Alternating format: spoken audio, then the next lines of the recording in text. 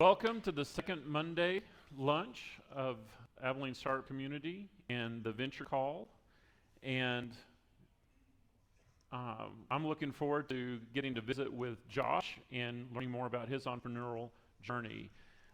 Venture Call, the sponsor of Abilene Startup Community's mission, is to educate, encourage, and equip small businesses, whatever point they are in their entrepreneurial journey. And so this second Monday lunch is to do that in terms of especially inspiration, to hear a story of someone that takes those risks that we all take as entrepreneurs and see how they navigate them and what they, why they're in it to do it. So why don't you welcome Josh Hackney to front.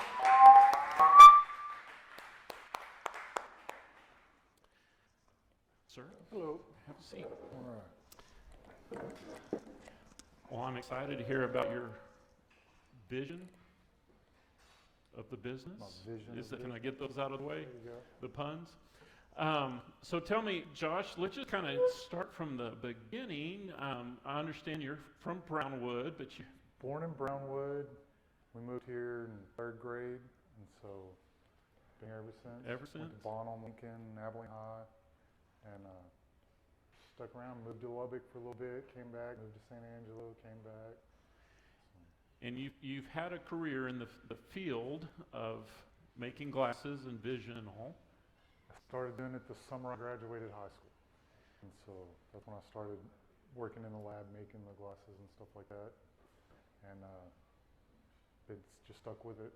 It's paid better than minimum wage at the time, and you know. Is that what made you choose it, or was there something? That's the initial choice. Yeah. Of it. Yeah. Was my co-op teacher from high school called me and said, "Hey, we got a place that is looking to hire somebody, but they've got to be 18, and everybody in her class that year wasn't 18 yet, and it was working in the lab at VisionWorks, which was iMasters back then."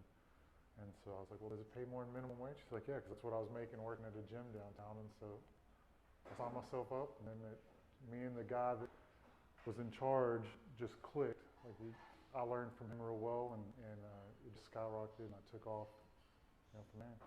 Perfect. Tell us a little bit about your family and that kind of stuff. So got married at 19. We have 6 children together, and 4 boys, 2 girls. That was another need for having to get into management quickly because kids ain't cheap. Formula diapers and everything. So then I don't know what else you want to know about. No, that's good. Family, and that's what you've. What's interesting to me, what already we know a little bit about your story, is that you've worked in that industry for so long, worked for other people. So what was the push to start thinking about jumping off on your own? I'd always wanted to work on my own, and me and my wife had looked into trying to open one about 10 to 12 years before this. I looked into the Small Business Development Center and went to them, and they really helped me out with a lot of stuff, and then went to find out what I needed for a small business loan and realized I didn't have enough cash, didn't have enough money to start with. I thought that's why you needed a loan. That's why I went there. I was wrong. They don't give you everything you need. They just give you 80% of it. Yeah. If that. Yeah. And so I knew it was a profitable business, and I'd learned it in and out, and so I'd always wanted to do it before, just didn't have the means to. So I'm taking that 10 years ago you assessed what you needed, and then you took a pause to get what you needed. Well, kind of, sort of.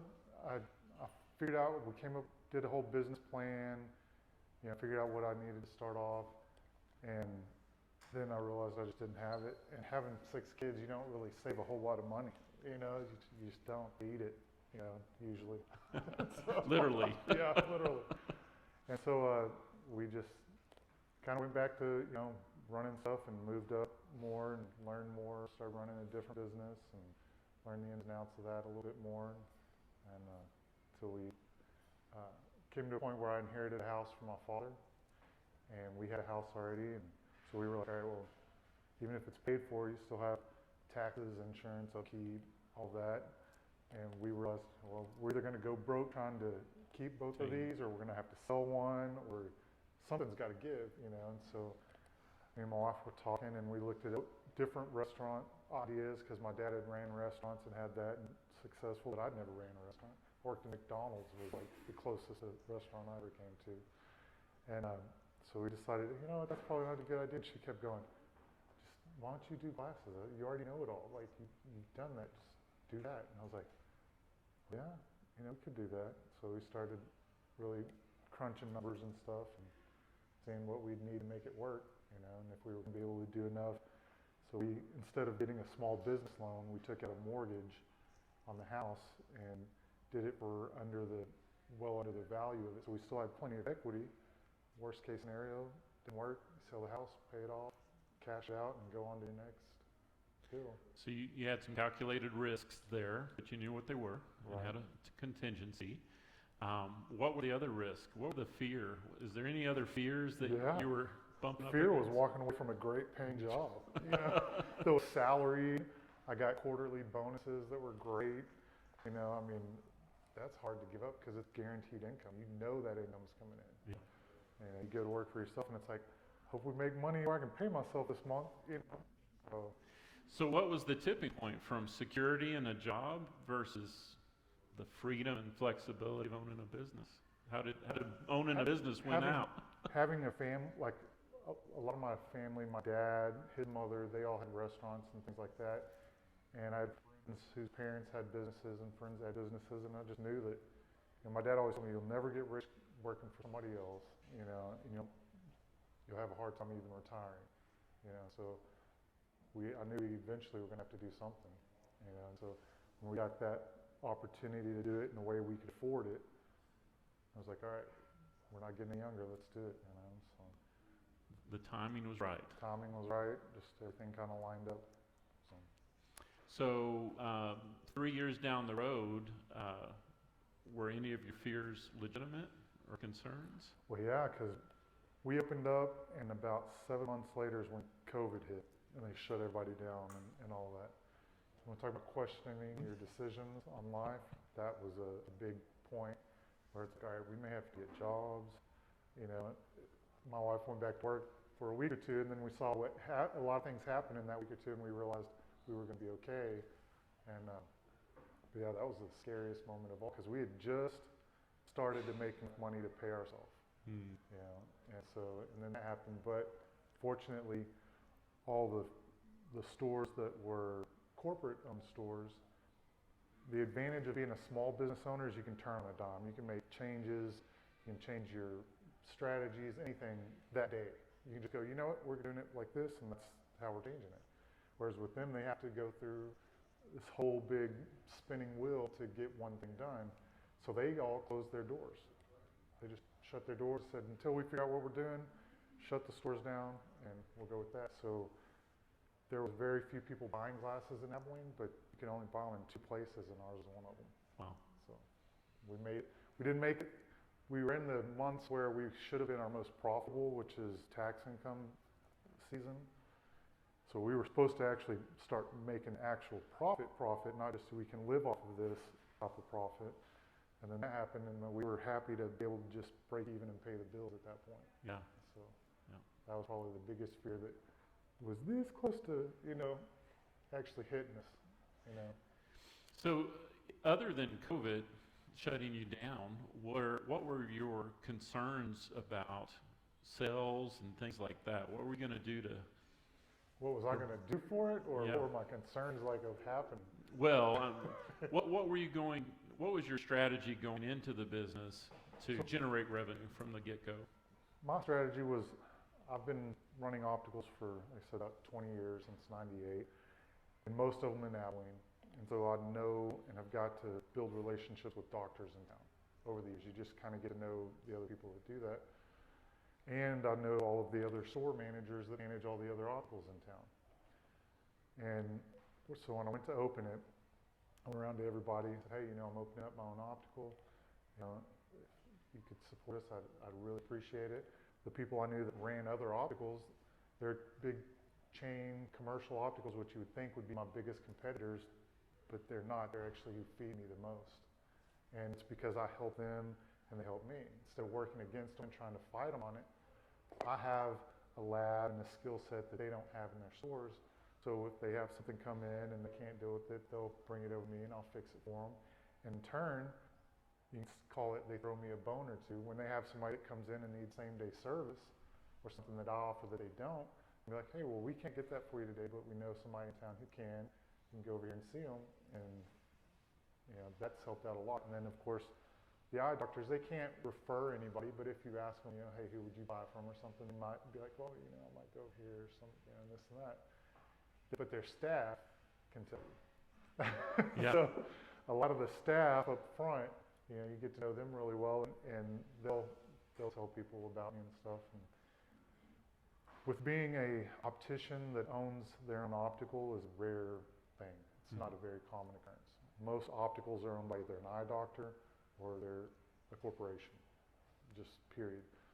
There was one guy here in town, Rick Smith, who was the last optician-owned optical before I opened up. And he shut down a couple of years before I opened up. Is he on Butternut? He was. Yeah, I think Frenchman's I met him Optical. before. He's a second-generation optician. And, and I used to hang out back at his shop and get him to show me little stuff and learn this and that from him. Anything I could soak up and absorb. So, and we still talk. He manages a doctor's optical, and just. So tell me about your credentials. What's the difference in your credentials and what we probably think of as like optometrist? An optometrist, is who's going to do your exam. They do the health of your eye, refraction, things like that. Well, all I do is fill the actual prescriptions that they write. Not the ones you would take to the pharmacy, but for glasses, contacts, things like that. So credential-wise, you can get nationally certified. In some states, you have to be state licensed. Texas is not one that you have to be state licensed in. So I have my ABO, which is the American Board of Opticianry certification. And then other than that, I mean, honestly, you could go open up an optical if you wanted to. There's not a lot of credentials that are actually needed. I was really surprised to start a business for that part of it. All I had to do was fill out a business name, put my information down, get a sales tax ID, and that was it. File an entity with the health department that I dispense contacts, because there's regulations that fall under there. But it was really simple. Yeah. Way easier than I thought. But it wasn't like there's more to it than like not anybody could probably go open a. Well, I mean, you could. Whether you'd be successful or not. Yes.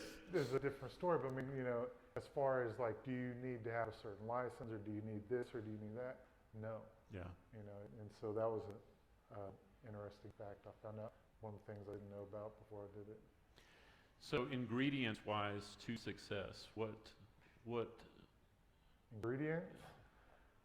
This is the advice that was given to me and has worked really well. And number one is your location. Make sure you're in the best spot you can be in. My dad always told me, he said, if you have a budget of, say $4,000 in rent, and you think that's all you can afford, you need to take the place that's $5,000 because you're probably going to have better traffic. Not necessarily, it's not always dollar amount, because you'll find some places lease at different rates, and sometimes it's not because they're better. So that's a main ingredient, number 1, 2, and 3. And then after that, it's just, you need to have at least enough capital to run and pay all your bills, all your living expenses and stuff for 6 months. I did it with 3 months, which is what my dad told me was a shoestring budget. If you can pay all your bills for 3 months as if you were going to make 0 sales. And but I felt more secure doing that because I knew all the doctors in town. I had the referral sources that were going to be fairly immediate. And so that part, I pushed the edges on that. It would have been a lot less stressful opening up with 6 months or a year's worth of money in there. I wouldn't have sweated it, as bad. Banks would have lent you money then if you had that much, right? No. Oh. There's a lesson for you. You open your own business, make sure you have any funding and any cash you need for the next 2 years, because a bank won't touch you. Yeah. At all. It doesn't matter if you're profitable or not. I was making profit at 4 months, and a year in, a bank wouldn't give me a $5,000 loan. I'm like, yeah. They're like, well, your business just isn't old enough. You could fold it any minute, so we won't touch you. You get 2 years, you can get whatever you want.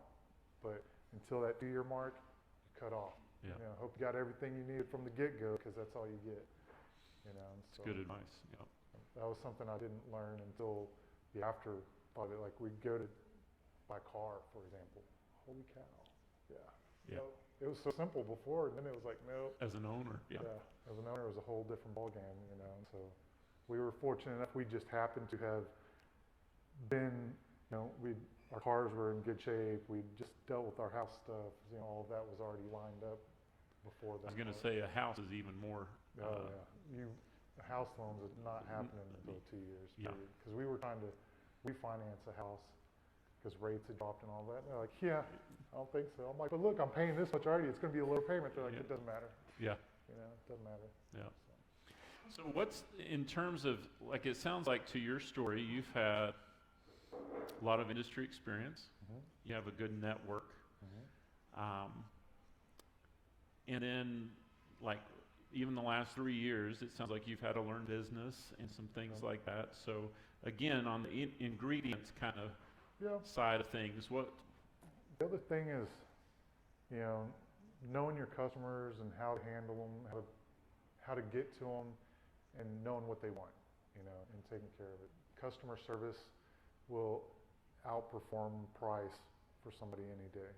You know, it's just the name of the game. You know, people will pay for better customer service versus like the product you carry. You know, so now you always have some that'll come in just for a certain product, and it doesn't matter where they get it. That's what they want, and that's okay too. But yeah, customer service is really key factor in it. Knowing if numbers, knowing your profitability, knowing what you're going to need to do every day, things like that is a big account of it. Like if you're looking at starting a business, one of the first things we did was I had a little spiral notebook, and I'd sit there and I'd go, okay, well, I started looking at pricing. What can I get this product for? What can I get this product for? Well, what's the average price of it, you know, around town? You know, and where can I fall into the pricing structure, and is that going to fit my business, you know, identity, I guess you could call it. Another thing is you want to set your business up based on what customers you want. That's another thing that you learn is businesses will attract certain customers based on how you set your business up, be it your pricing, your customer service, your location, products you carry, insurances you take, you know, who's referring people to you, all of that. You know. Did you have it figured out from day one, or have you had to adjust that? I adjusted it, yeah. I thought I needed to compete with some of the bigger box stores more than I needed to from the get-go. Like, you see a lot of glasses places, 2 for $99 and all that, and I thought, man, you know, and it's to get you in the door is what it is, you know. And you end up spending $200-300 or more when you walk out. The 2 for $99 rarely, you know, they'll train everybody in that store. That's the last thing that they actually want to sell. Yeah. You know, it's like any place you go into that has a specials on this little certain area, you know, with only this and that. But I thought I needed to have that to have any kind of be able to compete, you know. And I didn't need it at all. Actually, it didn't do me any help. Yeah. It only hurt, you know. And so I had to shift some of my pricing structures and strategies. And so I found, I watched a lot of, I don't know if y'all watch Bar Rescue. Yeah. You learn a lot of very good sales tactics on that show. That guy knows exactly what he's talking about. My wife probably hated it, but we'd sit there and watch hours of that show on end. And one of the things I picked up from there was how customers in general love free, but they get addicted to discounts. Yeah. And that was something that he was teaching in there. He was like, hey, you know, you see a new customer, he was talking about at a bar, how to mark somebody had never been there before. And he would say at the end of it, because I'd always give them, you know, you give them a coupon for a free piece of cake or a free drink or a free whatever it is. He goes, because that holds more value in their eyes than a discount does. And it's about creating value. And I knew you want to create value to your customers just from managing places, and that's what'll stick more than, you know, that along with customer service are your two glues to getting return customers. And I thought, man, you know, I wonder how I could apply that to glasses. And so I changed from having like a second pair discount where it's like, oh, it's 50% off, because then the way a customer sees it is like, well, if you can discount 50% off, why are you, screwing me over on this first pair? Yeah. Because you can discount it to here. That just sounds like I'm getting the shaft on the first one. But if you give it to them free, it has value, because now you're giving them something that they know you could have taken and sold and made money off of, but instead of making any money off of it, gave it to them. That is perceived as a much higher value, whether the dollar amount's different or not. Whether your pricing structure, at the end comes out the same or it comes out less. It doesn't matter. And so. Is the nature of your business that is marketing very important to get new clients in? What's the client life cycle? Not necessarily. It can help, but you're going to spend, in my business, a lot more than you're going to get returned on. So that's why typically the only advertisements you'll see for glasses are for chain stores. Because they're playing a volume game. They're playing a high volume, lower profit, type of strategy. I fit right in the middle. I'm not a high profit, I'm not a high volume, but I'm not a low volume or a low profit either. I kind of fit myself right in the middle of it. And I spend more now than I ever did, and I spend a whopping like $800 a month. Wow. If that. Do you have a repeat customers and stuff like that? Yeah, customers with glasses buy about, on average, every 18 months. Oh, wow. Some more, some less. Some buy 2 or 5 pairs, some buy 1. And so you definitely need the repeat business. Because you want them coming back every 2 years. So that's why where we're at now, hitting our 3-year mark, this is where we should really start making profit, because first year you have no repeat customers. Second year you have a few repeat customers. But that third year, I start picking up all my repeat customers from the first year, the ones that are going to be coming from the second year, and my new customers.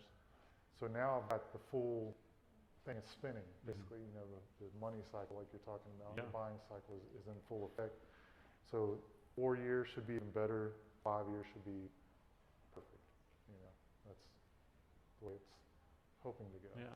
So what are threats to your business? If it's not the big box stores, it sounds like. Threats to my business are, there's always threats. Competition is always a threat. COVID. COVID is being in any kind of healthcare industry or food service industries were really affected by COVID stuff and regulations. And but with ours, it didn't really affect a whole lot, because I don't deal with the doctor side of it, so I didn't have a lot of that stuff to work with. But other than that, the only threats are supply issues. With a lot of stuff going on now, glasses are a plastics industry. Frames to lenses, nose pads, it's all plastic. Where does all plastic originate from? I don't care where they tell you it's made at. It came from China, and might be get here and then processed here. But the core stuff is from there, or some of it comes from Italy when it comes to frames and stuff like that, but most of it is all going to come from China in those areas. So anytime there's trade restrictions and taxes on import stuff, it all affects our bottom line, and you just got to adjust for it. So that can be a threat if, like, I have a certain price point. Well, that means my product can't go over this price. Once it does, then I can't compete that price point anymore, or I've got to go find another supplier, for that product. And so that's really the main competitor. Have you experienced anything with the labor shortage and stuff like that? No, but I didn't have a lot of employees. Yeah. First 2 years was just me and my son, so there was no labor shortage there. Yeah. Like time to go to work. We got other kids that come up and help and stuff too. But no, the nice part about that's where networking has really paid off is when I've done this for so long that there's people at other opticals that are like, hey, dude, if you're ever hiring, like, we'd love to come work for you. 'Cause they would much rather work for a private store than a corporate store, because you don't have to jump through all these hoops to get paid. So that makes a big difference. What's do you feel like that when you started your business was the right time in your life to start it, or could have you started it earlier, Well, it or? would have been nice earlier. I'd have been making more money at an earlier age. I'd have been way better. Yeah, But I wouldn't have learned as much as I learned. So there's definitely that aspect of it. Because the last job I had, they gave you the P&L as a store manager, and your responsibility was to increase that bottom line, as much as you could, because my bonus was based off of profit. So the more profit the store made, the bigger my bonus was. So as a manager, you're gonna, let's see how much we can squeeze that, without it affecting customer service and things, because that's where a lot of issues with working for a corporation and things like that is they'll get an investment group that buys them out, for example. Happens a lot with opticals. An investment group will come in and buy it out because it's a higher profit business industry. And they're like, oh, it's already making that much profit. I'm sure we can squeeze another 5% out and make it even better and then sell it in 7 years and flip it. And that's what these investment groups do. Well, a lot of times where they squeeze that 5% at is what made the customers happy. And so they squeeze 5%, but they lose 15% business. yeah. And They go from their double ply numbers- toilet paper to single ply toilet. Yeah, they take, this is what's made this business really successful. It doesn't really matter, because see, this will make some more money, and Yeah. they do that. And that's, for me, an advantage Yeah. now. But as a manager, it wasn't. So I learned a lot of, where can I make the most profit at without sacrificing that, so that I can, keep the doors open. Yeah. What skills are you working on now, do you feel like? Is there something you're still trying to, is there any continuous improvement going on in your There's business? always continuous learning. Technology in the manufacturing aspect of it is constantly evolving. So that's something we're always trying to stay on top of. There's light only bends one way. That part of it never changes. It just, the ability, how you can make it do that is what's changing. The types of frames and mountings and things like that, we have to kind of keep up with that part of it. And then just, you never know as much as you think you know, and there's always people out there that know way more than you do about what you've been studying for 20 years. And I'm still learning about stuff, even to this day. Is there equipment? Is that a factor in your business as far as what you're invested in? Can that make the biggest investment I have is in the lab equipment. Okay.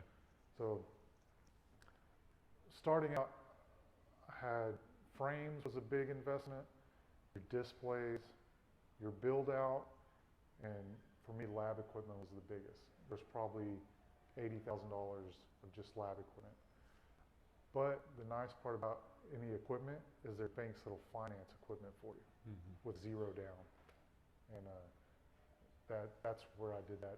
That's why 5-year mark will be really sweet, because that loan will be paid off. Yeah. So that'll make a huge difference. To your But bottom line. I'll probably have another loan at that point, trying to keep up with new equipment. and That's what I was stuff going to like say is, what's the life cycle of your equipment? For life cycle of equipment, for the basic equipment, as long as it's running, It'll work. It'll work. It'll do it for you. But there's newer, faster, more reliable, sometimes more reliable, sometimes not. Sometimes it's just the capabilities. And my next investment is in equipment. It's going to be a newer version of something we already have. Yeah.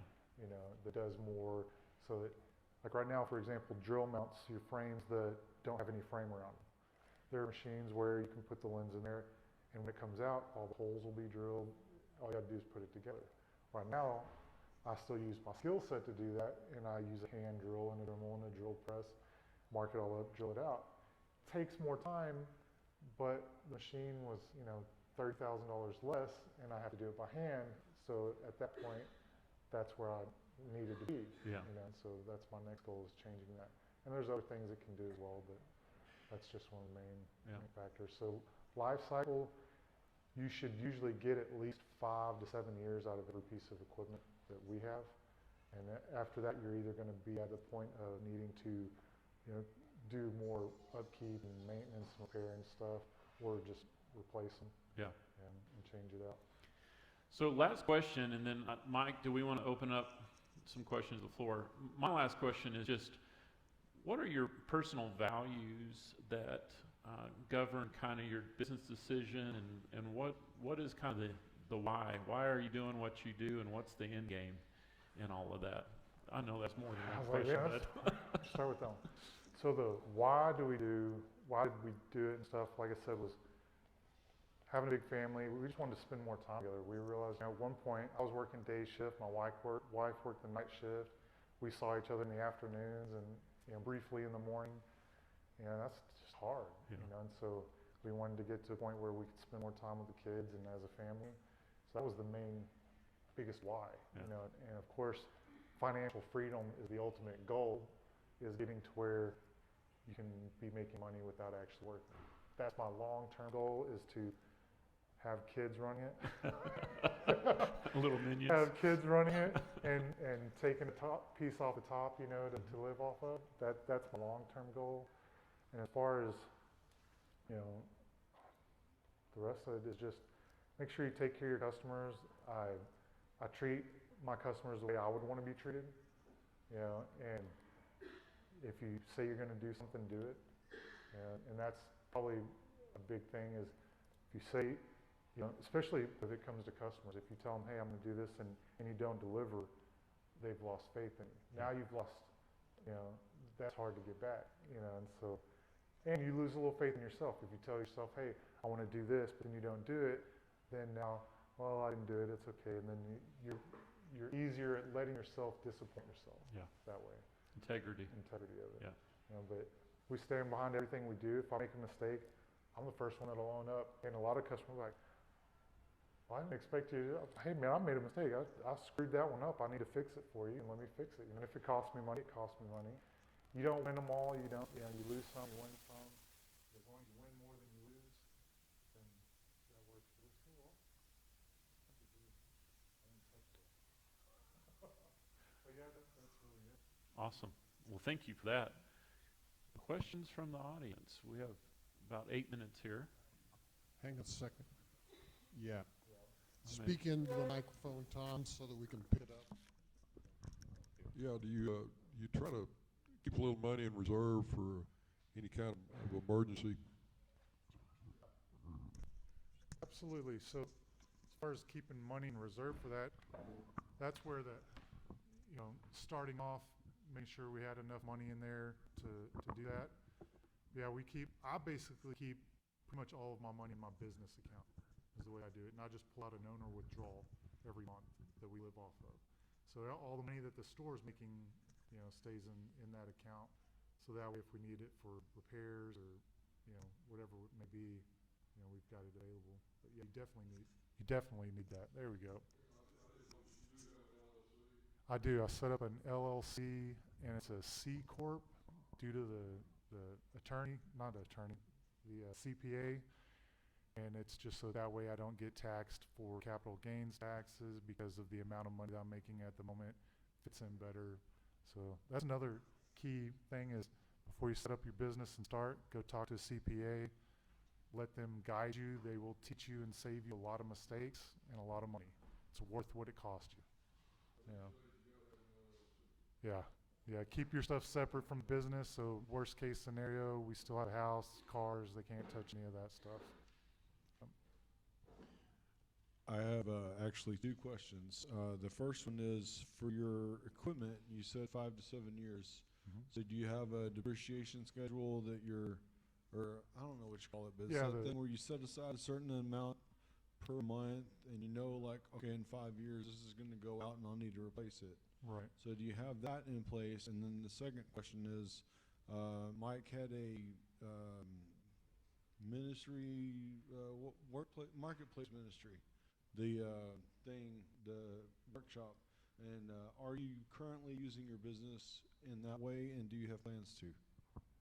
What was that last part of, in what way? Yeah, he's referring to, we had a business clinic that was really focused on marketplace ministry, and he was just asking whether that's something that you have a perspective for. You didn't talk about the faith issue, but okay. I don't necessarily talk about it or anything like that, as far as that goes. And as far as what you're talking about on the equipment, amortization and depreciation is what it's always labeled at on P&L. I currently don't do that. My CPA deals with that part of it. I'll tell you, there's some things I know I'm not good at and don't know enough about, and I pay people to deal with that part of it. That's one of them. I don't necessarily set any money aside, however, for that, because I know that at the point that my equipment is going to need to be retired, all of that loan will be paid off, and if I haven't made enough money to pay cash, which I would rather not do, I would rather take out another loan, because it's always better to have liquid capital than it is to have paid off piece of equipment. Because if, worst comes to worst, they take it back, my credit goes bad, which it would go bad anyways if that's happening, and I'm not stuck with some piece of equipment and, $30,000 that I spent on it. I'd still have the money I would have spent on it in my pocket and be able to try to make it, further instead of cashing out of it. Any more questions for Josh? Anybody have a question? No? Oh, back, Ron, okay. So you said something interesting. This interested me going into a similar thing. You said doctors can't refer, but their staff can. Right. So what are the dynamics there? So they can't say, oh, this is a So- good place to go get your glasses? And how's that work? It falls into the, in the 80s when all the good old boys stuff happened, and they put in a lot of regulations to keep, people from basically just pushing business to somebody. Mhm. A doctor is regulated by whatever medical board. Like an optometry doctor, an optometrist is regulated by the optometry board, whereas an ophthalmologist is regulated by the medical board. Well, the medical board says, you took an oath, we expect you to hold to that, and we're not going to micromanage you. But an optometry board has stated, you need to do it just like this. Like, they're very micromanaging over those doctors. So, like, for example, I personally, as an optician and an optical owner, cannot hire an optometrist to work for me. I can sublease to them, I can rent to them, but I cannot actually hire a doctor. But I can hire an ophthalmologist who is higher in certifications, and I could hire them, put them on the payroll, no big deal, because who licensed them says, hey, no matter who you're working for, we expect you to do what you took an oath to do. And so it's funny how it works out. So there's a lot of politics in that aspect of it, but that's why their staff can recommend, because their staff isn't governed by the medical board or anything, because they're not the actual doctor. And that's why a lot of times you might ask a doctor, and they might be like, well, I can't tell you, but you might ask my staff what they think, and things like that. And so that's where that can fall in. But an ophthalmologist could go, yeah, you should go right over here. I wouldn't go anywhere but there, and there's nothing they could really do about it, per se. Like an optometrist can't even have my business cards displayed in his office, like, at all. They can have them behind counter or something, but they can't have them displayed, and they aren't supposed to have them in my office, or displaying them in another doctor's office. I don't know all the details on that part, but I know that they can't have my stuff there. That's something that I learned about. It's like you see, for example, some of the chain stores, almost all of them will have a second door for the doctor to go into, and that's why, is because it's a two-door state, meaning if that doctor does not own 51% of the business, they have to have a separate entrance, even though they actually lease the space from them. They can't have the same entrance because then they think, oh, well, we think you'll be coerced by the optical to tell people to go there and buy instead of going wherever they want, But you look at like America's Best, their doctor and stuff, it's all in one.